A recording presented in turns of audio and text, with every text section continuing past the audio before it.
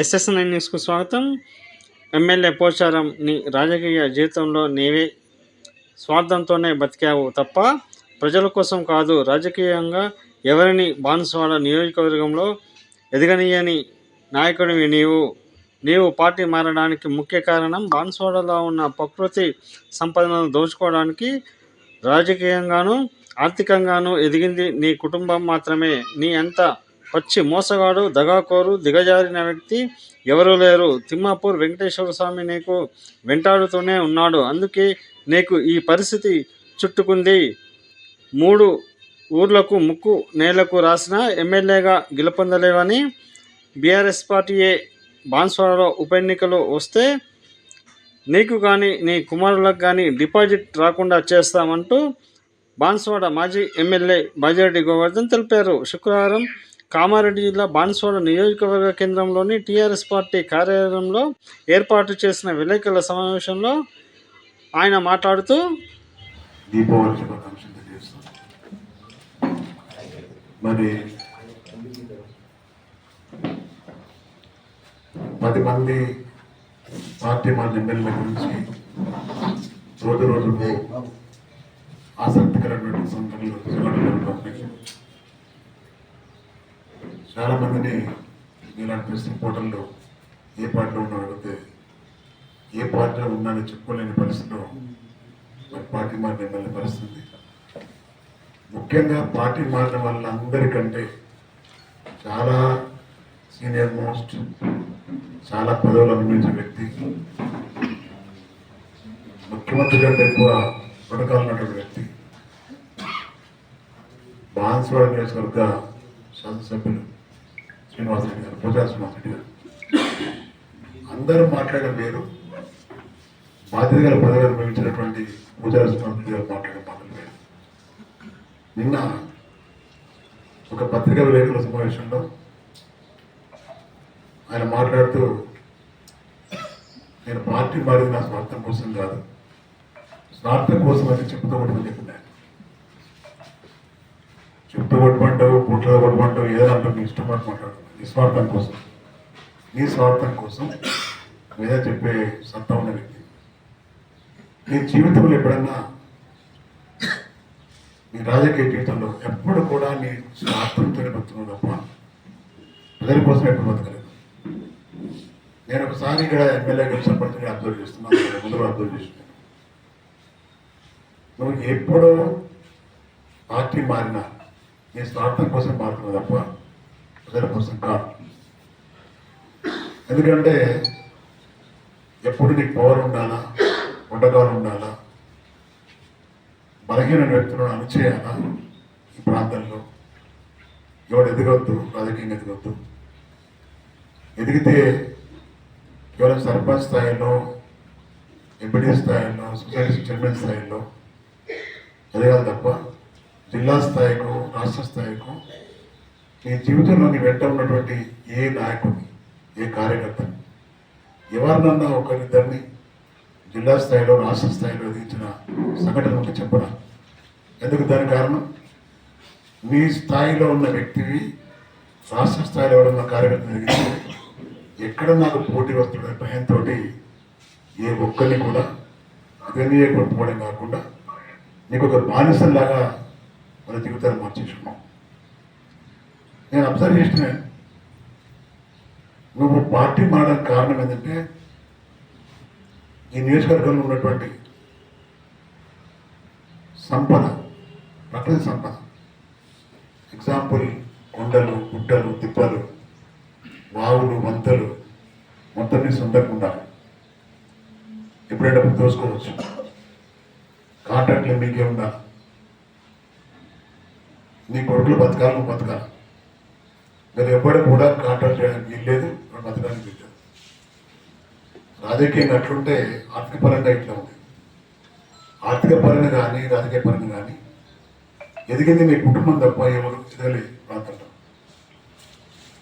ఇంకా చెప్తూ నాకు నా స్వార్థం కోసం నేను పోలేదు పార్టీలో, ప్రజల కోసం పోయినా అంటున్నాను.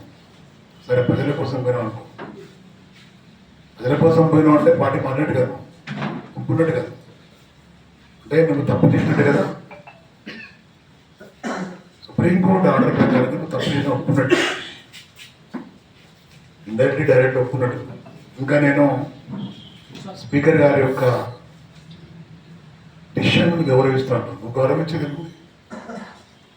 నువ్వే స్వయంగా అంటున్నావు కదా, పార్టీ మారిన ఆ స్వార్థం కోసం కాదు, ప్రజల కోసం అని.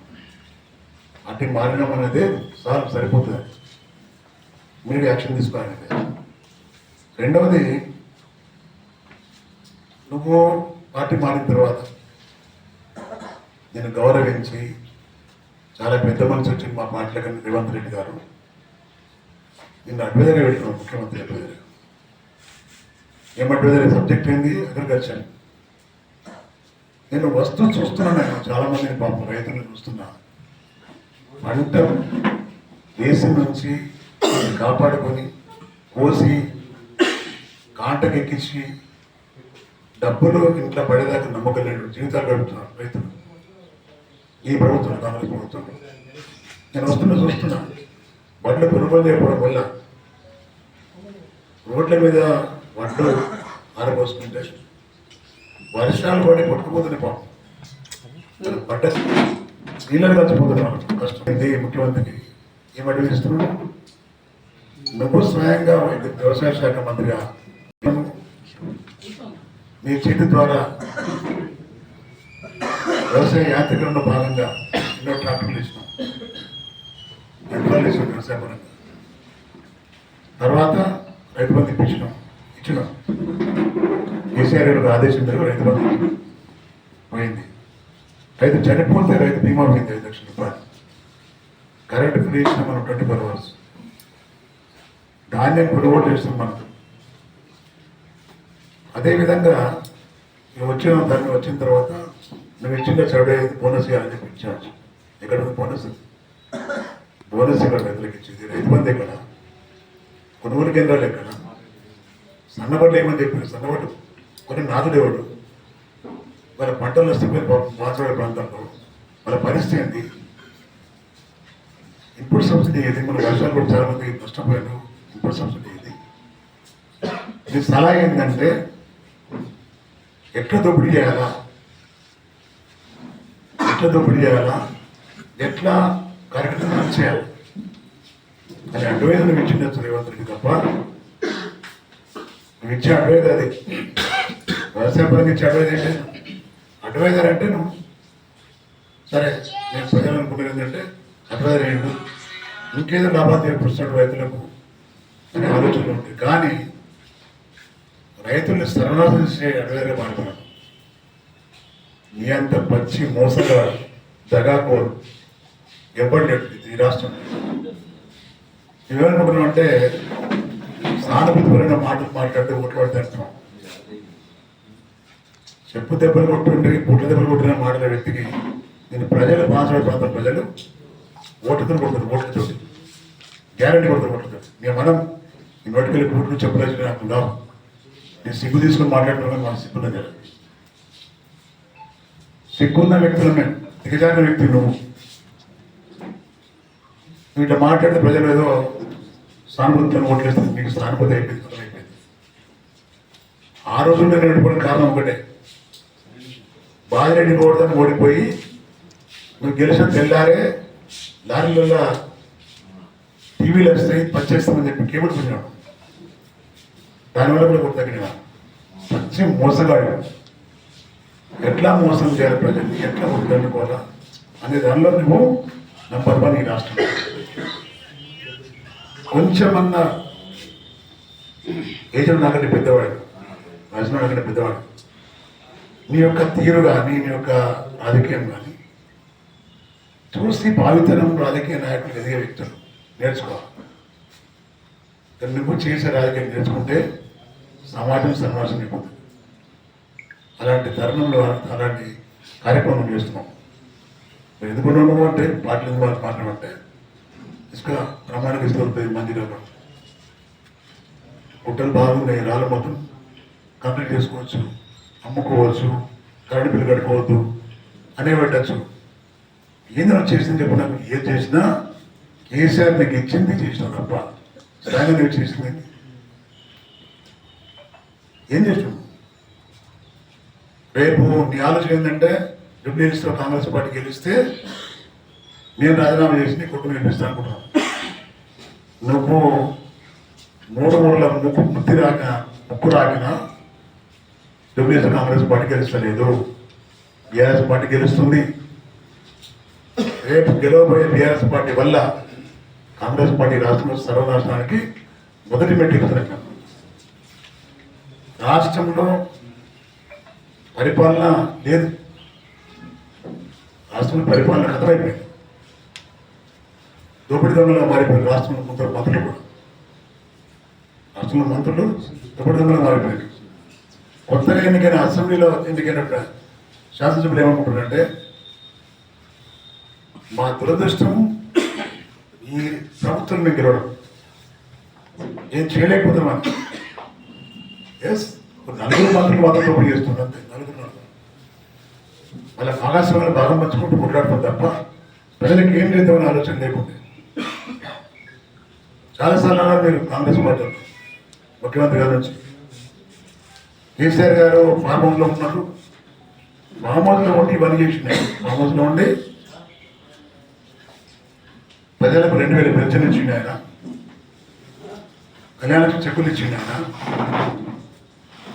వికలాంగులకు ఇచ్చిండు ఆయన, అదేవిధంగా రైతులకు ఇచ్చిండు ఆయన, అందరికీ సమానంగా చేసిండు ఆయన. పుట్టబోయే బిడ్డ గర్భిణిలో ఉన్నదానికి కూడా సపోర్ట్ చేసిండు ఆయన. గర్భంలో ఉన్నటువంటి బిడ్డకు కూడా ఆయన పోషణ పదార్థాలు ఇచ్చి సాకిండు ఆయన. చనిపోయేదాకా పనిచేసిండు ఆయన, చనిపోయే వరకు కూడా జరుగు సేవ చేసిండు ఆయన. మరి నువ్వేం చేస్తున్నావు?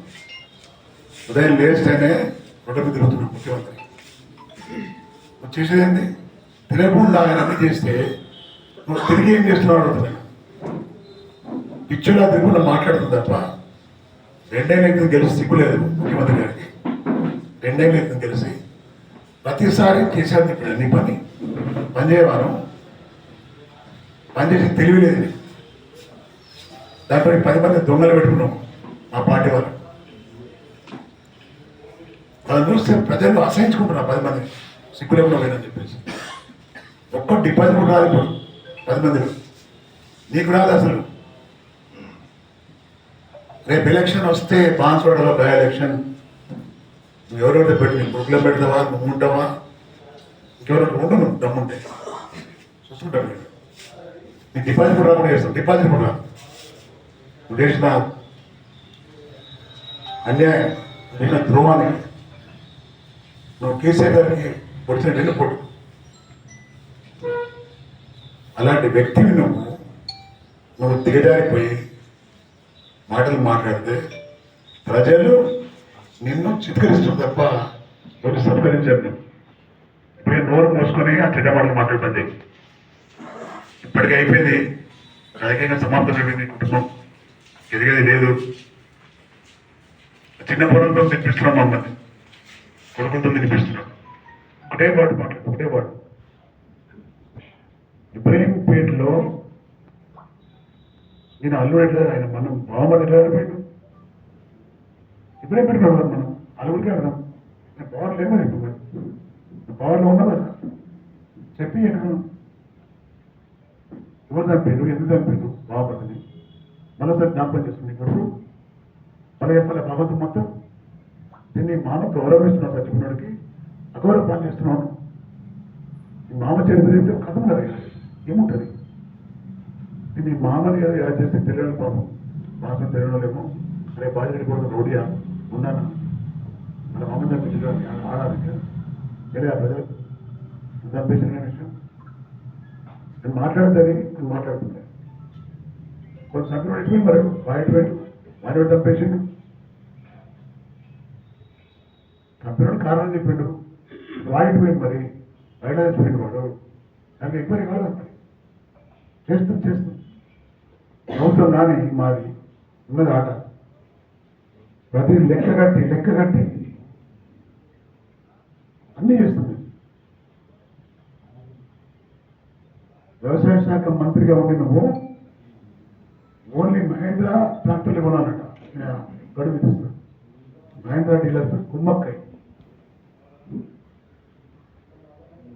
దాని కుమ్మక్కై ఉన్న రైతాంగాన్ని జిల్లా మొత్తం కామారెడ్డి జిల్లా మొత్తం మళ్ళీ మైదానం ఉంటారు. రైతులు ఇష్టం చేస్తారు, చూడలేరు. రైతుకి ఇవ్వలేదు పాపం.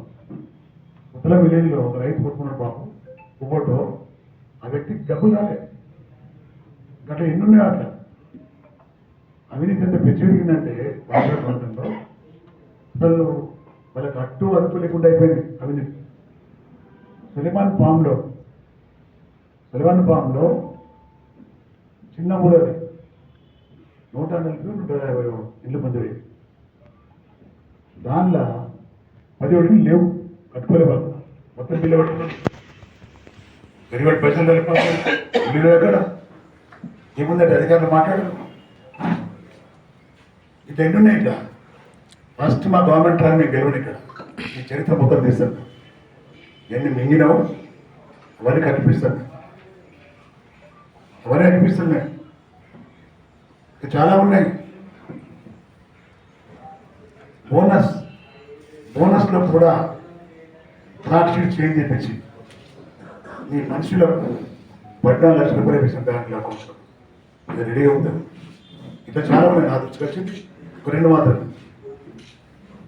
మొత్తం ఎంక్వైరీ చేపిస్తాను నేను, టోటల్ ఎంక్వైరీ చేపిస్తాను. ఏ గ్రామంలో ఇల్లు వచ్చినాయి, అందరు కట్టిండ్రు, ఇంత డబ్బులు వచ్చినాయి, ఎవరు కాంట్రాక్టర్ ఎవడు, దాన్ని ఏ ఎవరు, ఇక్కడ తీసినవాడు, మొత్తం మంది కనబడుతున్నాయి.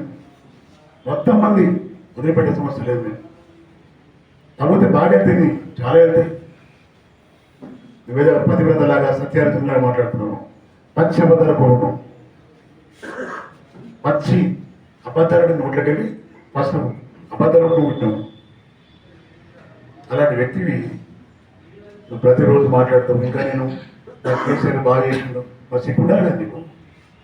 ఎందుకు రోజు చేస్తావు నువ్వు? నీకు శని చుట్టుకున్నా. ఎందుకంటే తిమ్మాపూర్ వెంకటేశ్వర స్వామి చుట్టుకోండి.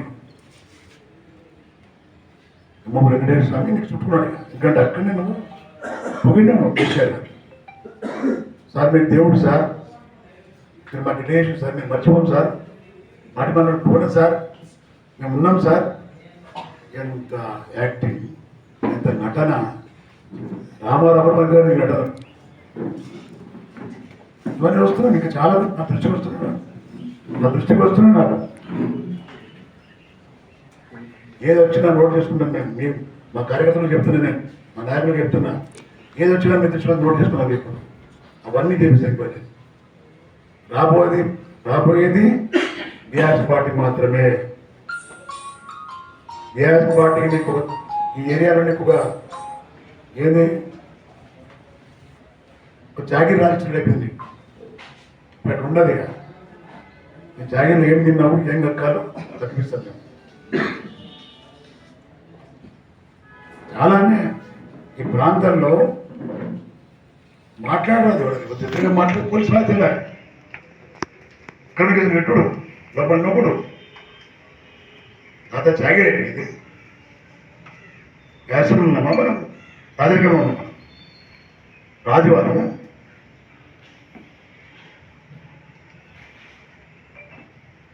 ఇక్కడ నాకు విచారిస్తుడు కేసీఆర్ గారు. నా దృష్టి మొత్తం బాధపడి ఉంది. నా దృష్టి మొత్తం బాధపడి మీద ఉన్నది. నాకు 15 years అయితే వెళ్ళిపోయి ఇక్కడ నుంచి. అయినా నన్ను ప్రజలు మర్చిపోతలేరు. అందరూ సమానం అనుకున్నాడు. మన వాళ్ళు అంత మన వాళ్ళు గరీబ్ వాళ్ళు ఆదుకోవాలనుకున్నాను, పేదవాళ్ళు ఆదుకోవాలనుకున్నాను. కానీ నువ్వు పార్టీ మారినప్పుడల్లా నీ వెంట ఉన్న వాళ్ళకే రద్దు చేసుకుంటున్నావా? ఏ పార్టీకైనా ఆ పార్టీ వాళ్ళు తొక్కేస్తున్నావు. ఏ పార్టీ అయితే మారినావు, టీఆర్ఎస్కి వచ్చి ఉన్నావు, ఉద్యమకాలంలో తొక్కేస్తున్నావు. ఇక్కడ కానీ బతకనీళ్ళు ఎవరు కూడా కేసు పెట్టినావు. కాంగ్రెస్ పోయినావు, కాంగ్రెస్ బతకలేవు. నువ్వు బతకాలా, నీ కుటుంబం బతకాలా, నీ కొద్దిమంది అంశాలు బతకాలి. అది కూడా పాపం అమాయకుడు. ఏమీ లేదు. ఎగ్జాంపుల్ మన అందరి గారు ఏమైందా, ఒక నామినేటెడ్ పోస్ట్ అయింది కదా, రూపాయి లాభం లేదు, సరే చేసేది ఏం లేదు. జిల్లా రైతు సమన్వయ కమిటీ అధ్యక్షుడు 6 ముక్కుని పంపించింది. పాపం ఇట్లా ఉంది పరిస్థితి మాట్లాడే ప్రాంతంలో. ఇక్కడ నుంచి సహించలేదు. నువ్వు ఏం మాట్లాడినా, నీ కొడుకులు ఏం మాట్లాడినా నోట్ చేసుకుంటాను నేను. దాని జవాబు అధికారికంగా ఇస్తాను నేను. ఈ 2 ఏళ్ళు 3 ఏళ్ళు ఎంతలో చూస్తాం, వెయిట్ చేస్తాం ఈ ప్రభుత్వంలో ఆడుకుంటారు. ఏమి ఇచ్చినా నువ్వు ఇచ్చినావు, నాట్యం నిన్నప్పుడు ఇచ్చినాయి కదా, నాట్లు మొత్తం నేను ఇచ్చినాయి బస్ రేట్స్ అన్ని 12,000 ఇండ్లు కనిపించినాడు ఇక్కడ రికార్డు 11,000 చిల్లర కనిపించినాం. అని ఎన్ని మిగిలిన ఇవ్వాలి నేను ఒక్క ఊర్లో 10 వినాయండి, చిన్న ఊర్లో 11,000 కనిపించిన అందులో ఎన్ని మైనస్ అయినాయి, దాన్ని ఎన్ని మింగిన పైసలు మీరు. ఒక్కొక్క ఇల్లుకు 5 లక్షల రూపాయలు, 10 ఇళ్ళు అంటే ఏమో ఊర్లో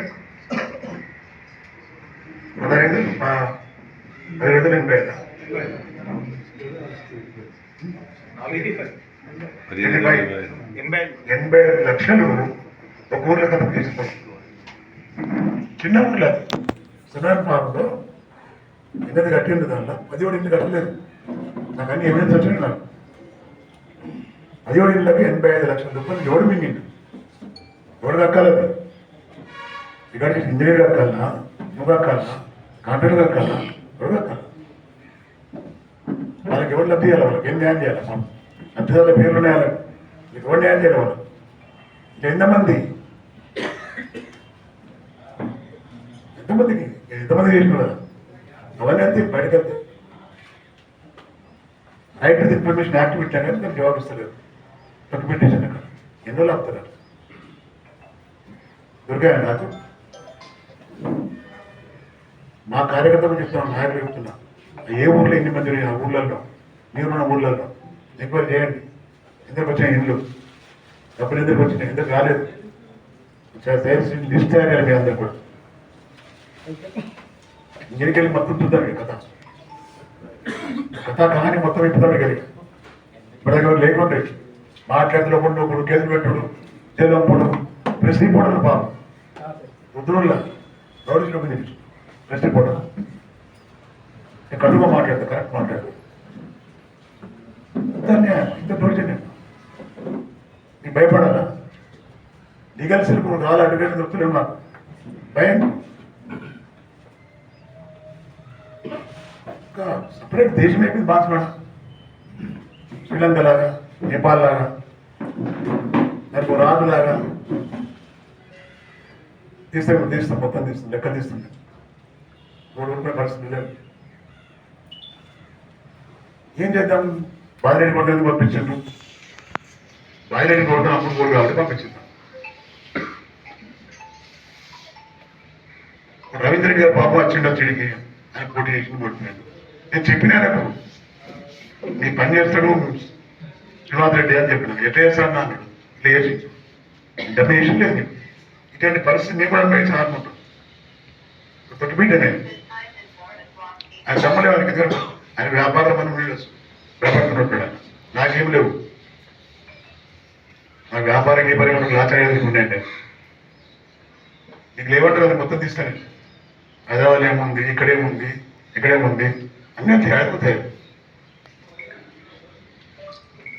దయచేసి చెప్తాను మీకు, ప్రెస్ రిపోర్టర్లందరూ కూడా, సోదరులందరూ, ఏదన్నా నిర్భయంగా రాయండి, నాకు మా దృష్టి తీసుకురండి మీరు. నేను దానికి మేము ఎంక్వైరీ రాస్తాము, లేదా ప్రజలకు తెలియజేస్తామే, మీకు తెలియజేస్తాం. మీరు మీ పరంగా చట్టానికి జర్నలిస్టులు కానీ, ప్రెస్ సోదరులు కానీ అందరికీ చెప్తాను, నేను చేస్తాను. ఏది ఉన్నా దయచేసి రాయండి. మీకు మా పార్టీ అండగా ఉంటుంది. వ్యతిరేకంగా చెప్పలేదు నాకు, మీరు విమర్శించుకో రాయండి, నాకేం బాధ లేదు, వెల్కమ్ చెప్తాను.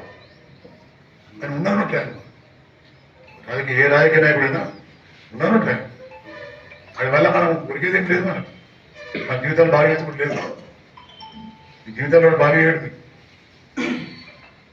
నేను చెప్తున్నా ఏంటంటే ఇవన్నీ భయపట్టించి బెదిరించి ఇంటి మీదకి పోయి పని చేస్తుంది. ఇక్కడ ఏది వచ్చినా పార్టీ మీకు అండగా ఉంటుంది. ప్రజలకు ఏ చిన్న అన్యాయం జరిగిన కార్యకర్తలకు మొత్తం పటాలను తిరుగుతుంది. ఇక్కడికి హైదరాబాద్ నుంచి మేము, నిజామాబాద్ నుంచి మేము అందరం, ఇక్కడ మాత్రం మన పిల్లలు, నాయకులు అందరూ కూడా తిరుగుతారు. ఎవరికి భయపడాల్సిన అవసరం లేదు. ఇది ప్రజాస్వామ్య దేశం. ఇది ఈ దేశంలో మాట్లాడే ప్రతి ఒక్కరికి హక్కు ఉంది, ఎదిరించే హక్కు ఉంది, ప్రశ్నించే హక్కు ఉంది. కాబట్టి నేను మనం చేస్తున్నా మా కార్యకర్తలు కానీ మా నాయకులు కానీ దయచేసి ఏది కూడా మీ దృష్టికి వచ్చేది కూడా ప్రెస్కి ఇవ్వండి. మన పార్టీ మనకు అండగా ఉంటుంది.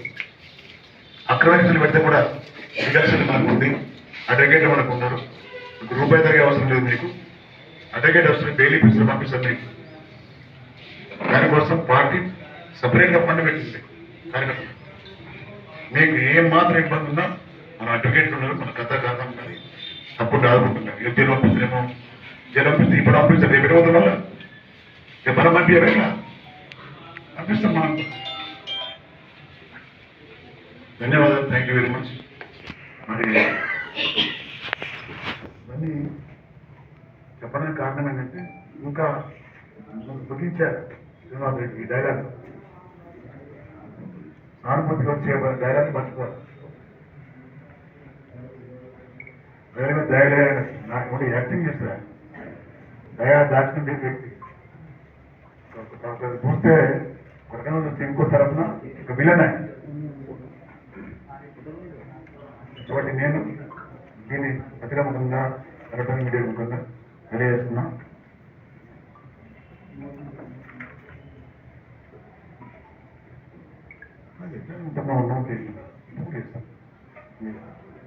ధన్యవాదాలు, థ్యాంక్ యూ. ఈ కార్యక్రమంలో బీఆర్ఎస్ పార్టీ సీనియర్ నాయకులు డాక్టర్ అంజిరెడ్డి, బాన్స్వాడ నియోజకవర్గ ఇన్ఛార్జ్, మున్సిపల్ మాజీ వైస్ చైర్మన్ జుబేర్, నాలుగు Ratnakumar, Mochi Ganesh, T Krishna, Umamahesh, Yadavarao, Balaraj, BRS party నాయకులు, కార్యకర్తలు తదితరులు పాల్గొన్నారు.